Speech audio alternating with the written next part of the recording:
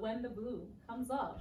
Today's guest is going to be Nadia Green from the New York City Department of Correction. Won't you please help me welcome her?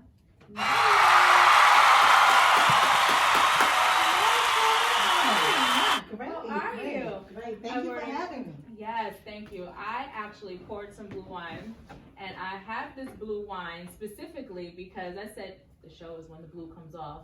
And then when I heard about the blue wine, I was like, oh my God, Amor Genevieve is the name. So I said I had to get this.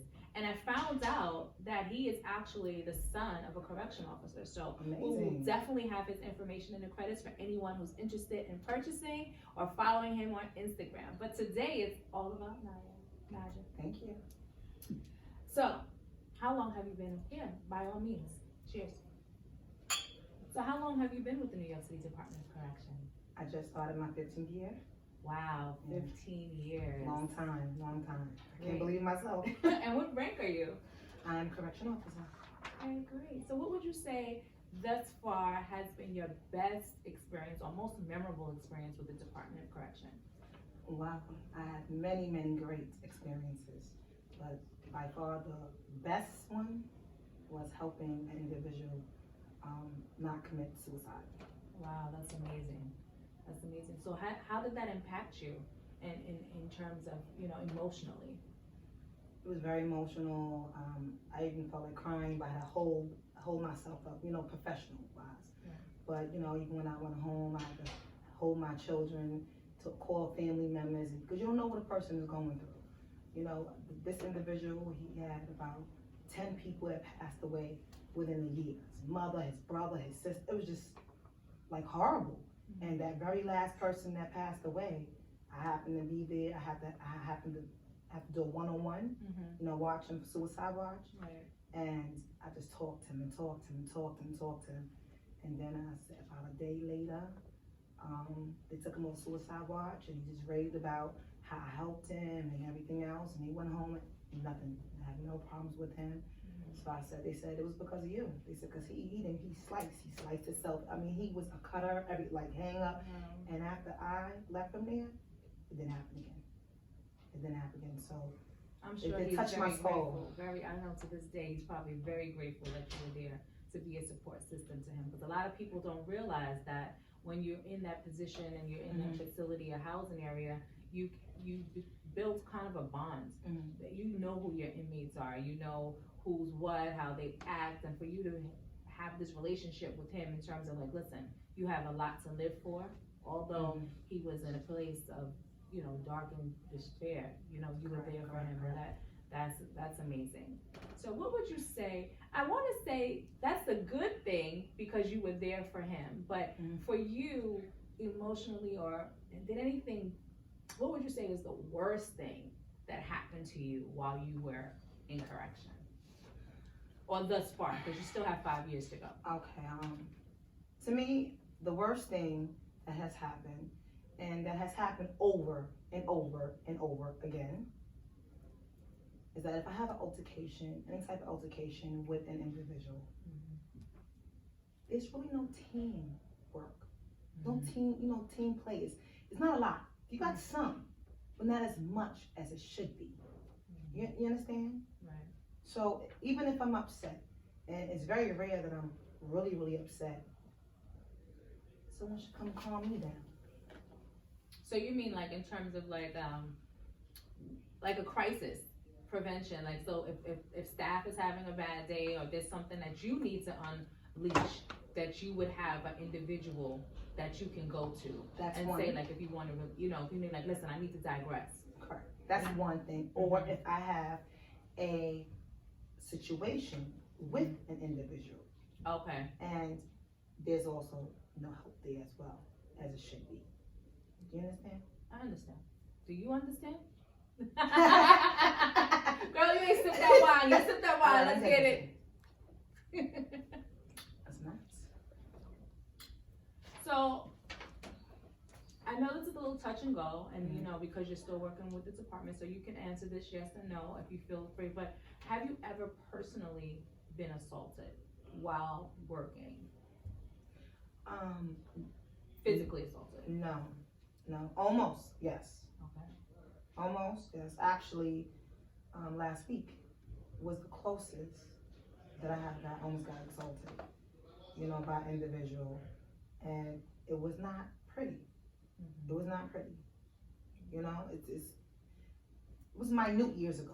But this is the first time in my career that someone actually jumped at me, was close enough to hit me. And the male at that, Right. And it was threats, and it was threats, and it was threats. And then people take it very lightly. Mhm. Lightly. Right. And I was on the floor with this individual, which I usually be in the bubble. Right. Well, what's the bubble? The bubble is A station. It's an Okay. A station. It's like a big window. That's usually where I am, like plexiglass. So it's like a control tower. Correct, Right. correct, Okay. correct. And then they can talk to you through the window. Right. I'm not on the floor, usually my study post. Okay. So, it's a lot of, give me the tissue, give me the effing tissue, or give me the effing this, or whatever, just for no reason. They upset, or they want to take it out on you, whatever, we the punching bag. Right. Sometimes. And I get it, I ignore it, whatever. But now it's when you threaten me, you want to hurt me in the street, and okay, I ignore it, and then I get on the floor with the same individual the fourth time in the same week. I worked in Mutual, and then I was waking another individual up to go to a clinic, Right. and I didn't know he was in that bed. He changed the bed, and he jumped out the bed and tried to attack me. So He just was laying in the bed and just wanted to jump up and he get you. said, shut the F up. Shut up. I said, who was that? I said, be quiet. You're waking everybody up. I'm doing my job. But the covers was over his head. Right. So, I know. He said, what? You know where I am? Right. And he jumped out the bed. I jumped back. Mm. And whatever happened at that point. Nothing transpired because I jumped back and he didn't come for me again. So at that point, I reported it. Everything was taken care of. He was moved out the area, but I'm just ready to go. I'm ready to go. I can I'm ready to imagine. go. So, you have 5 years left. Mhm. Would you say that you are at a place where you are happy that you took the job, or if you had it all over to do again, would you? I definitely would have. Okay. I definitely would have took the job over again. It's just a lot of things are changing, and like anything, any job you have, when you get closer to retirement, you're like, oh, I'm getting tired of this, I'm tired of it. It's just Right. a standard thing that any job you go through when you're ready to go, especially if you've been working since you were 16 years old, like myself. Right. Well, you're So- not the only one. I was down there that summer youth employment. I think you started at 14? They wouldn't hire me, honey. They wouldn't hire me. I had to go to trade school to Oh, get hired. no. I was 14. Okay. I was 14. It's I was too working. overqualified. I was coming in the suit, everything ready. It was like, you're not getting hired. So I had to go to trade school to get my Wow. first I job. know that's right. These kids today don't want to get no jobs. I don't know what's wrong with them. The Yeah. work ethic is totally different. Exactly. Well, But what I if- would definitely take this over again. I've done so much. I've learned so much. Right. And I can honestly say most of my friends work in corrections. Okay, I'm about to be 40, December 28th. Okay. And 99% of the people are there will be in corrections. They Right. weren't there for me. They're the one helping me. I'm just saying, they became my family. That's what I was going to say. They It became my like a sea family. of Yes. blue family. They Right. became my family. You have some that's horrible, but I was a magnet to the great people, and they just came, they helped, and I helped, and they came. It was all the grace of God. Right. So I try to teach, and I be recruit people. I don't work for the recruitment. I said, if it's a recruitment at midnight, I do it because I ain't going during the day. Right. But the job is awesome. They offer a lot of benefits, a lot of stuff, but it's just, we gotta just talk more and teamwork. And I say make the dream work. Right. There's a lot of communication. We can make the job better. But it's an awesome job. And when I retire, I'm gonna get a lot of it. I'm gonna So don't take jump everything because they I give want me. to Okay, hear okay, women. okay, Don't okay, jump, okay. jump. So, but what advice would you give to other women, other females that are thinking about coming into the law enforcement genre at this point? Correction, any form of correction. Yes. Okay, I have to be blunt, 'cause By all means. I'm a Capricorn and I don't hold nothing back. Okay. But you have people, they sending their children, their daughters, just to take their test. And they're saying, you're gonna sit in an office, you're gonna sit on a trailer and do anything. And then these officers sometimes have to wind up on the floor and they're scared to death. They're scared to ask the individual that you can't go in the pantry or get off the chair. Simple things. You don't have to scream, you don't have to yell, you can be professional with it, but they're scared to give any direction. That job is not for them. It's not for everybody. But if you can be a little stern, you know what I mean? And it's even if you be a little scared. You just feel like, no, you can't do this, sir. No, you too close to me. Arms left, sir. This simple instructions. Professionalism. Correct. Exactly. You know, that's it. Well, I'll just sit in there and let them do what they want to do. You know, if an individual pulling memo books out their back pocket where their areas, you can't do that. No, sir. And the officer just standing right there. You have to have a little, how do I say, kahunas.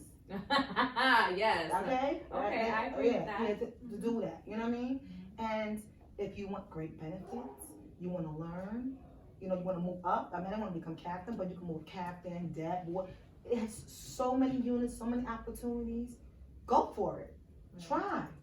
Do it. Take a risk. Life is short, honey. And the job is here. There's no age limit. Take that test. Right. Go ahead.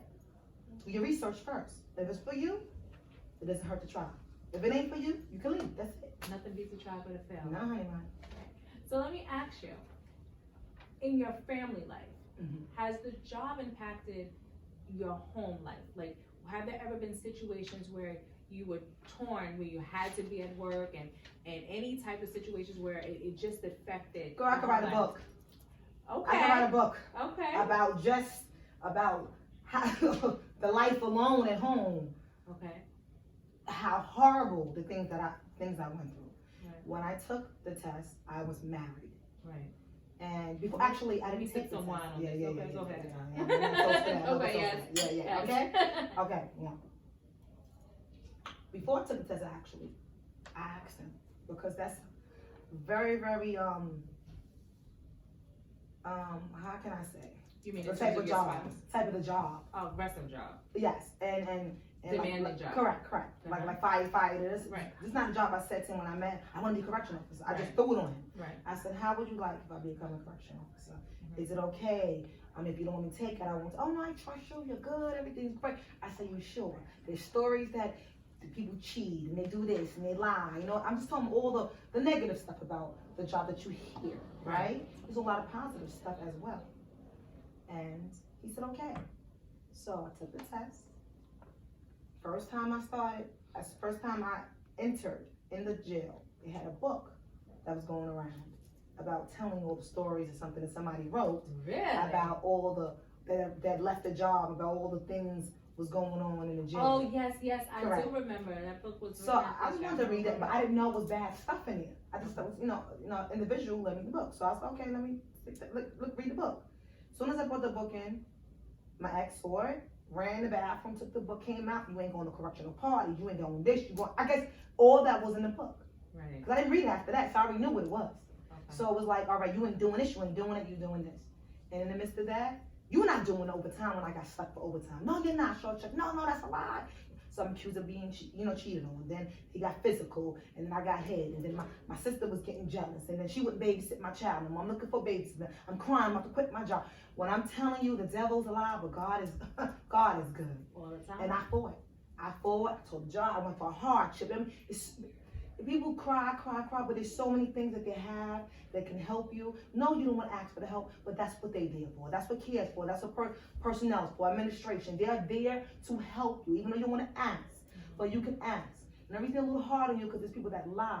And they had to differentiate the lies from the people who's telling the truth. Right. So you have evidence, your paperwork, whatever, you do what you gotta do. But I did it. I got through with it, and thank God I'm in the process of my divorce, honey. It's about to be done and over with. Yes, Okay. we're waiting for that for a minute, right? Yes. And I'm the happiest I've ever been in my life. That's it. And I learned it. That's wonderful. So, with all that being said, let's talk about retirement, because you're not there yet, but what are your plans for retirement? Well, I have a lot of plans.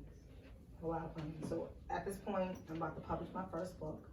Okay. Yeah, Do we have a title for it Yes. yet? It's called Journey. Okay, Journey. Yes. It's a motivational book. It speaks a lot about what I've been through in my life and how I got to where I am now. And it helps females, males, and different type of individuals go through certain processes that I went through. And I don't want them to go through certain things. Like I write a little bit in my book, and I talk about mistakes. People are like, oh no, let him go through let me find out. Stop it. Stop telling people to learn through their mistakes. A little bit, yes. Because certain mistakes you cannot come from. Certain mistakes will follow you the rest of your life until you're in your grave. So if I can help you not make that mistake, because I tell you what the red flags are, what the light bulb, what's coming on. Watch. I tell you the book. I tell you about me having a child 15 years old, and me being in an abusive home, and going to a maternity shelter, and a foster home, and 19 in my own apartment, in college, working full time, in 2 schools, and then have to pay a car note. But I did it. So when I hear people now talking, I can't get a job in America, yes you can, because back then it wasn't many opportunities. I did it. You understand? So I talk about these different subjects, and I tell you about what you can do to get out of it, and I tell you a story, an example about what I've been through. You have a lot of motivational speakers, and they say, don't do this, and you can take a risk, and you can do this. But a lot of them don't tell you a story. Right. How can you speak, and how can you tell? Tell me a story, because everybody don't have a real story. Right. It's a story, but it's not their story. Correct. Exactly. Because I've sat in with people that had little issues in their life, and they said, well, I had a mom, I had a dad, I'm sorry, Nadia. I didn't go through what you went through. I got everything I wanted. Like, I didn't go through that much stuff. I met a couple of people like that, and I'm like, wow, I wish that was me. And I just love it. Other people hate it, but I just love it they went through. That went through that they part. didn't have that hard time. They were able to. I went through my hard time, that's fine. It was over for me. It's done. I went through the childhood, I went through the early 20s, I went through the abuse. It's over and done with. But it's okay. My purpose in life is to help others. So I'm gonna help them. I'm gonna help people not go through what I went through, or to help stop what they're going through. And that's what my book is about. Oh my God, I cannot wait to read it. Girl, I done got excited, and I'm like, what? We ain't even got the book yet. But yes, that's so, one thing. Yes. Okay, so we have the book. Yes. And I think there's also another project that you're working on as well, right? 2 more. Okay, so let's what's the second project? Okay, my second project is I got 4. I'm working on my own motivational speaking business. Okay. So I'm gonna have I'm gonna be the CEO. I'm be in charge of it. I'm gonna have a lot of other motivational speakers underneath me. I'm gonna be I'm getting different contracts with different companies and stuff. Not right now, I still work for corrections, so I can't do with the city because of conflict of interest. Right. For private companies, and I'll be setting motivational speakers to like shelters, group homes, Right. and of course we'll do community service. Certain things will be free, other things will be charged, Right. and we're gonna be giving back. We'll give back, and we help them send them out, and tell them. And each motivational speaker, I'm sorry, has a story. They've been through stuff. Right. They've been through stuff. So it's just not a regular Joe Blow. I have to interview you. You have to be someone to have a story, have stories to tell. Authenticated. Correct. So that's number 2. Okay. And number 3 is I'm gonna be buying my Airbnb, buying a house in Poconos. I'm gonna do Airbnb. Like a hotel thing, Right, going on, right. and it's make a little money, and then go to places and have a good time, Poconos. And then I'm working on my own talk show. Okay, I know. I can't wait to get that up and running, girl. What about you? Gonna be right there. You'll be right there. That's it. That's right. That's right. Support. So this is. We always have to support each other. So, the part of the show that I kind of like the most right now is the fun place. So I have the Carter's Diva Glam mobile party. Yes. And with that, I usually throw parties for kids and adults. So today, after we finish our little convo, you're gonna go onto the Carter's Diva Glam mobile party, and you are going to get that face beat. Everybody know me. Get that face beat, You know, I love to get my face beat like yours, honey. Yes. Diva. Today my face was actually done by a Miss Watson, and she's actually one of our makeup artists today. We also have Miss Brittany. She's one of our makeup artists today. You will see them a little bit later. Yes. But they did an awesome job. Oh, you look thank beautiful. you so much. For me, when the blue comes off, it's really important that we get to express our lives outside of the correctional facility. Yes. All of the things that you have going on are all so positive, and the world needs to know that. They need to know that officers, captains, or any person or persons, but especially female, that work and don a uniform every day and have a family that they have to go home to and take care of and provide for.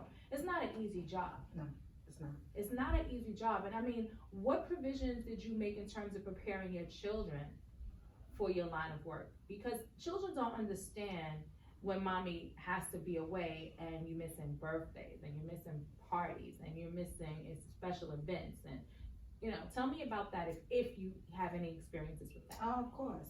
Mind you, why you was gone so long? Because they was little. Mm-hmm. When I went into the academy, my youngest was 6 months old. When I was Really? running back, I was running doing that agility. I still had stitches, still trying to heal because I wanted the job so bad. Right. I looked for long term. It took me 6 years to get to top pay. So, but I knew it. I was counting down each day, each second I get top pay, and now I'm counting on days each time I retire. So I spoke to them and I said, listen, I told them little because I told these children are very smart. And I said, I have to work. Don't worry if I was going to pay off. And we're going to be in a house, which we are in a house, right? Yes. I said, you're going to get all the things y'all want. You have your own room, but they share the rooms. You're going to have your own big TV. And you're going to have to go to the best schools. And everything I said, that's where they're at right now. Well, that's wonderful. I got everything. And I'm sorry. I'll do 100 more hours to get them what they need. You know what I mean? Exactly. And even after a double, I could be bagging these my eyes, and I still help them with their homework. And I still, how was your day? They don't be jumping in no bed. That's why I stay at the midnight tour. I'm on a midnight tour for 12 years.